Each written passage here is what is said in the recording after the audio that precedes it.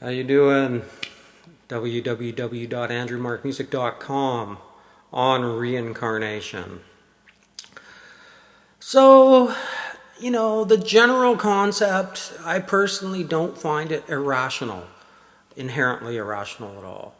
If I look at the cosmos, everything seems to be recycled. Um, could it be that we're stardust turned frisky dirt, eaten by worms, and just come back as something else? Yes, this is the nature religions, Shinto and things like that. Certainly possible. I have nothing against that whatsoever. Um, you know, Within Western theism, I do believe there were strains of Christianity that thought that reincarnation was a part of, the belief system. There's, rumors that the Catholic Church, for some reason, blocked the references to reincarnation. Not sure why they would do that, but that's the story.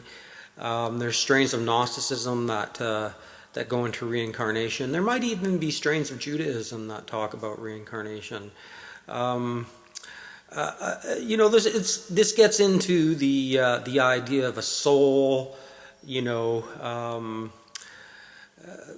Do I personally think there's a soul in the way that religious history espouses? Personally, no, not in any of the specific ways. If I was to say which book on earth has the most likely possibility of a soul, whatever you want to call it, I would say the Tibetan Book of the Dead. That's a good one to go to if you want to investigate a very thoughtful, in-depth ontology of soul.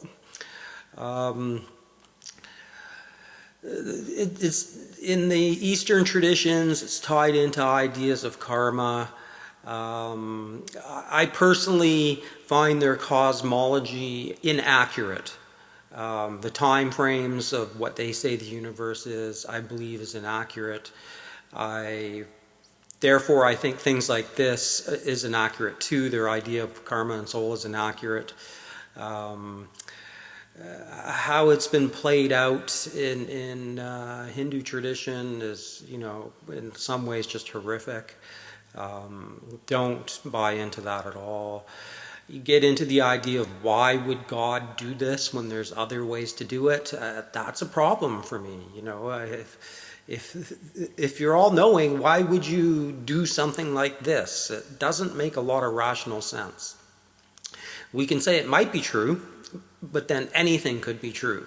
So is the Hindu cosmology true only in the sense that anything could be true? But it doesn't really stand to rational scrutiny, in my opinion. Now,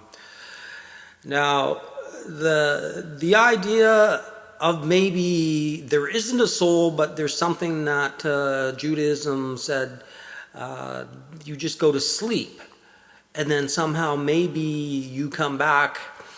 I've never really heard this, espoused in a coherent fashion, but again, I think there may be some possibility to that. It's not really a soul then. It would be hard to say what it is. Somehow you come back, though, in another physical body. I mean, in traditional Judaic belief, I think that's reincarnation, right? When the dead get, risen up, that's reincarnation. I think it's a form of reincarnation anyway. What else? Myself, these days, I lean towards, if there's anything there, I lean towards some kind of alternative Gnosticism. That maybe we are some kind of spirit of God who knows what that is from a modern rational perspective, but just go with it. Just, theorize on it, speculate on it, and not argue this point for the moment. Then, to me, that seems a little bit more plausible.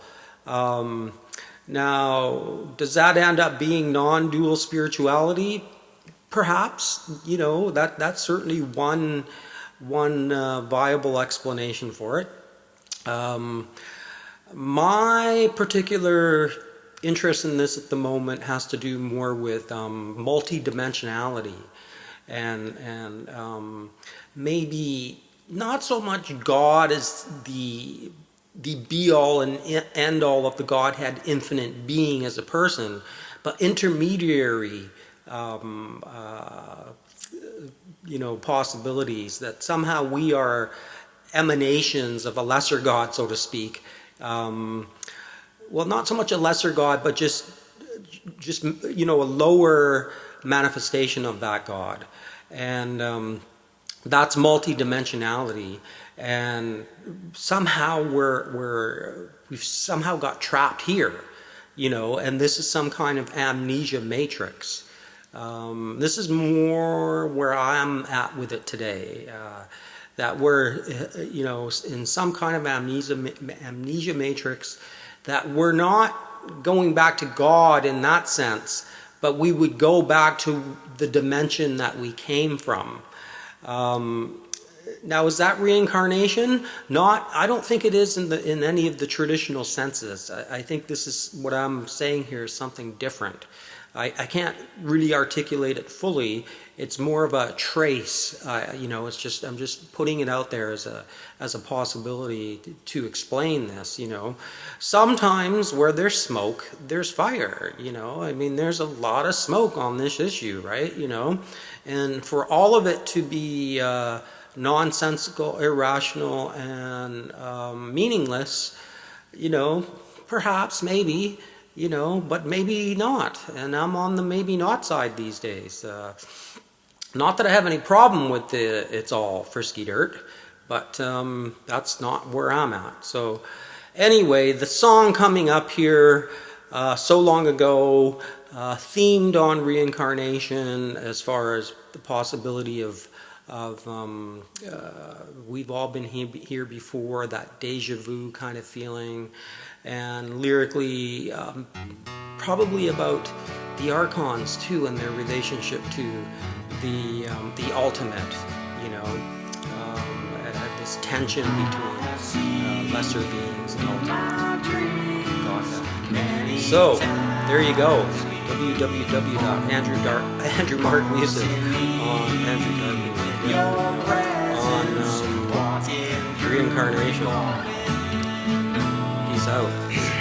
You say you're the master, I'm a loser in this game, but you don't know where I'm coming from, and you don't know where it all began. So long ago, in another life, in another time, when you were happy to be mine, in another place with a different face. Now all that's left is a fading trace.